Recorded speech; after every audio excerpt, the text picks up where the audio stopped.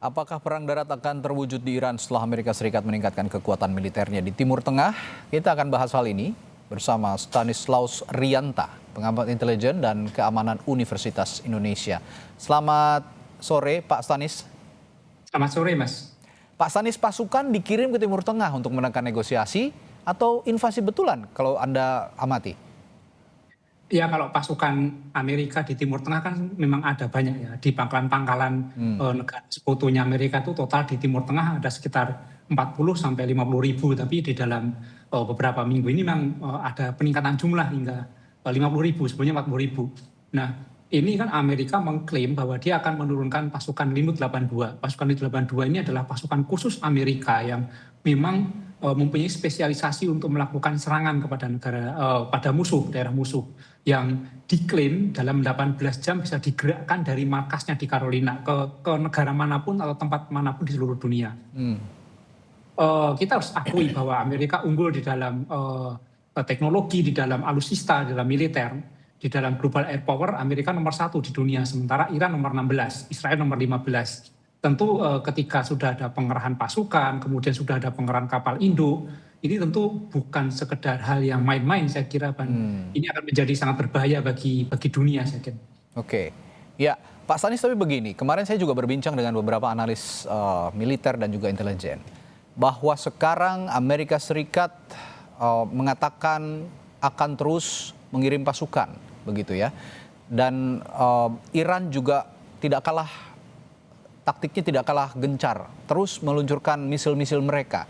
Tapi yang menarik adalah Iran memecah kekuatan musuhnya, aliansi Amerika Serikat dan Israel. Ada beberapa titik misil Iran yang diluncurkan di tempat-tempat yang berbeda. Nah, apakah efektif cara ini untuk membuat Amerika juga terkecoh? Setidaknya meskipun mereka punya teknologi militer yang canggih, tapi ada metode-metode intelijen yang dimainkan oleh Iran dengan metode seperti ini. Ya, tentu perang bukan hanya soal senjata, bukan soal alutsista, tetapi ada metode lain. Dan tentu keunggulan Iran ada sebenarnya bukan karena menang Medan, karena dia ada menguasai Medan dan lokasinya di Iran, tetapi Iran juga mempunyai strategi-strategi lain. Dia juga terlebih dahulu melemahkan pangkalan-pangkalan Amerika di sekitar Timur Tengah. Kemudian Iran juga tidak bisa ditekan melalui pendekatan-pendekatan lain, termasuk ditekan oleh negara-negara di Timur Tengah yang mungkin menjadi mitranya Amerika. Dan ini nampak sekali bahwa Iran cukup tangguh, cukup berani untuk menantang Amerika, dan Iran juga sudah mengklaim bahwa dia juga sudah menyiapkan 1 juta milisi. Dan ini sebenarnya cukup berbahaya ketika nanti Amerika benar-benar menerjunkan pasukan Linutnya. Linut yang terjun itu tentu tidak membawa senjata berat, karena itu penerjunan perorangan. Dia hanya membawa senjata yang maksimal hanya kaliber berapa, mungkin 12 mili, ya, itu senjata besar, paling besar. Tapi Iran yang nanti menguasai wilayah, dia bisa menciptakan killing ground bagi pasukan Amerika. Jadi sebenarnya ini tidak mudah, meskipun Amerika mempunyai teknologi, tetapi Iran juga mempunyai milisi yang cukup banyak dan dia menguasai Medan. Dan Iran itu sudah siap. Iran itu sudah 40 tahun itu mempunyai banyak musuh dan mempersiapkan diri untuk perang ini, saya kira. Jadi bukan hal mudah Amerika untuk mengalahkan Iran. Oke, ada dua hal yang juga jadi analisis beberapa analis begitu ya. Ground invasion Amerika Serikat dan juga maximum pressure. Mana yang lebih mungkin dilakukan oleh Amerika Serikat? Ground invasion jika melihat kondisi saat ini ya, Pak Stanis. Ground invasion atau maximum pressure? Saya kira dua-duanya akan bersamaan terjadi ya. Jadi tidak mungkin di dalam suatu perang satu strategi yang digunakan hanya satu strategi. Tapi yang jadi masalah sebenarnya adalah Iran itu juga menunggu. Apapun strategi yang dilakukan Amerika, Iran menunggu ini. Dan mereka sudah menyiapkan milisinya. Amerika datang hanya dengan pasukan militernya, tetapi Iran itu juga menyiapkan masanya, menyiapkan milisi, masyarakatnya yang siap untuk menunggu. Ground invasion memang Amerika jago. Pasukan Linut 82 ini sudah pengalaman sejak Perang Dunia Pertama, Perang Dunia Kedua, bahkan punya pengalaman di perang dengan Irak. Tetapi saya kira Iran itu bukan negara yang seperti yang pernah dikuasai oleh Amerika sebelumnya. Jadi ini harus lebih berhitung-hitung lagi. Ya. Oke, tadi kita simak bersama juga dalam berita pengantar sebelumnya bahwa Menteri Pertahanan Amerika Serikat Pete Hegseth memberi sinyal akan ada serangan baru katanya dalam 1-2 hari ke depan. Dan ia juga mengklaim kekuatan militer dan moral tentara Iran sudah jauh menurun dibandingkan sebelumnya. Apakah ini faktanya yang terjadi menurut Anda? Ya, siapapun Menteri Pertahanan pasti akan menyampaikan itu. Jadi ini bagian dari perang juga yang namanya adalah pushprop. Perang urat saraf dan propaganda. Jadi perang tidak hanya di darat tapi juga perang propaganda, perang urat saraf ini harus dilakukan juga. Iran akan mengklaim yang sebaliknya dari yang diklaim oleh Menteri Pertahanan. Jadi ini sudah menjadi bagian dari strategi supaya untuk melemahkan moral, melemahkan mental dari lawan. Iran juga melakukan hal yang sama saya kira. Oke, Iran melakukan hal yang sama. Dan saya tertarik dengan VEFAK, badan intelijennya mereka yang salah satu di dunia, salah satu yang cukup misterius begitu. Bagaimana cara kerja VEFAK sejauh ini untuk mengefektifkan serangan-serangan mereka ke sisi musuh begitu? Ya, intelijen itu bertugas untuk mencari informasi yang detail terkait lawan atau musuh secara detail. Dan memang salah satu intelijen yang sulit kita baca adalah Iran. Kita bahkan tidak tahu di mana markasnya, berapa jumlahnya, apa strateginya, kita sama sekali nggak tahu. Ya. Jadi ini sangat sulit sekali. Nah, ini justru yang membuat Amerika sebenarnya juga menjadi sulit untuk melakukan aksi ke Iran karena Iran tidak bisa dibaca dengan mudah. Tidak bisa dibaca dengan mudah. Misalnya bisa terbaca di mana markasnya, mungkin bisa diserang terlebih dahulu ya.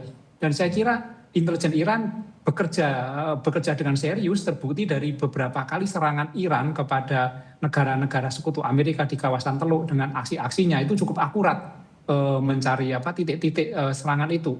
Saya kira intelijen Iran cukup bergerak cukup berat.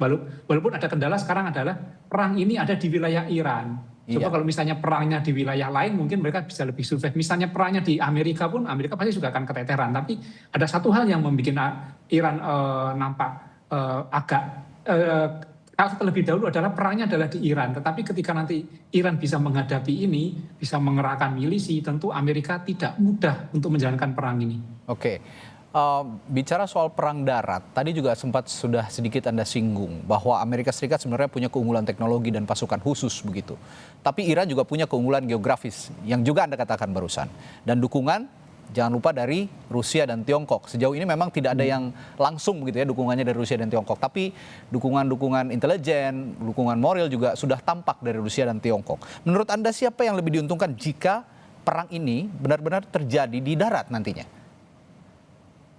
Ya, perang tidak pernah ada menguntungkan suatu pihak. Perang itu bencana ya, perang itu bencana kemanusiaan. Ini yang tidak ada menguntungkan. Ini saya kira hanya kalau misalnya untung bukan menguntungkan, tapi memuaskan ego saja, memuaskan egonya Trump, ya, memuaskan egonya penguasa. Saya kira tidak ada yang diuntungkan dari perang ini. Jadi apapun yang terjadi harus dihentikan. Tetapi kalau ada pihak-pihak yang mengambil manfaat dari ini pasti ada. Contoh misalnya produsen alutsista ini akan diuntungkan. Akan ada pembelian senjata dalam jumlah banyak, kemudian akan ada perlombaan senjata. Ini juga akan terjadi di dalam perang. Jadi kalau misalnya siapa yang mengambil keuntungan dari bencana ini, saya kira produsen alutsista salah satunya. Terakhir yang menarik Pak Stanis, ketika Amerika Serikat terus mengencarkan pernyataan bahwa akan ada ground invasion, bisa saja sudden ground invasion begitu ya, yang Iran tidak siap lah. Tapi di sisi lain, aliansi mereka, Israel, ini sampai detik ini tidak muncul di permukaan ketika Amerika juga mengatakan akan ada ground invasion. Mereka lebih sibuk meladeni Houthi dan juga Hezbollah. Sejauh ini apakah peran Israel untuk ground invasion bisa ikut terjadi bersama Amerika Serikat atau bagaimana? Ini anomalinya. Jadi ketika Amerika mengatakan sudah banyak yang mendukung, tetapi ground invasion hanya Amerika saja nampak sendirian. Ini menjadi anomali dan ini menjadi pertanyaan kita sebenarnya, apakah ternyata Amerika itu di bawah kendali Israel, menjadi proksinya Israel atau hal yang lain? Ini masih menjadi pertanyaan. Tapi Amerika sejauh ini nampak serius dengan mengerahkan pasukan, mengerahkan kapal induk, kemudian melakukan serangan, nampak serius. Dan Iran juga nampak serius. Dan seriusnya dua negara ini akan berujung kepada bencana jika terjadi benar-benar perang di invasi darat di Iran. Oke, baik, analisis yang sangat menarik dari Pak Stanislaus Rianta, pakar intelijen dan keamanan Universitas Indonesia. Terima kasih perspektifnya telah disampaikan di Sapa Indonesia Malam, Pak Stanis. Sampai jumpa lagi, selamat sore. Saudara, setelah jeda ada informasi lainnya di Sapa Indonesia Malam yang akan kami sampaikan. Di antaranya kian memanasnya ketegangan Israel Hizbullah di perbatasan Lebanon menjadi sorotan dunia. Usai serangan ke markas pasukan perdamaian PBB UNIFIL, 3 prajurit TNI gugur dalam serangan ini. Bagaimana selanjutnya langkah dari Indonesia menyikapi hal ini? Kami bahas setelah jeda di Sapa Indonesia Malam.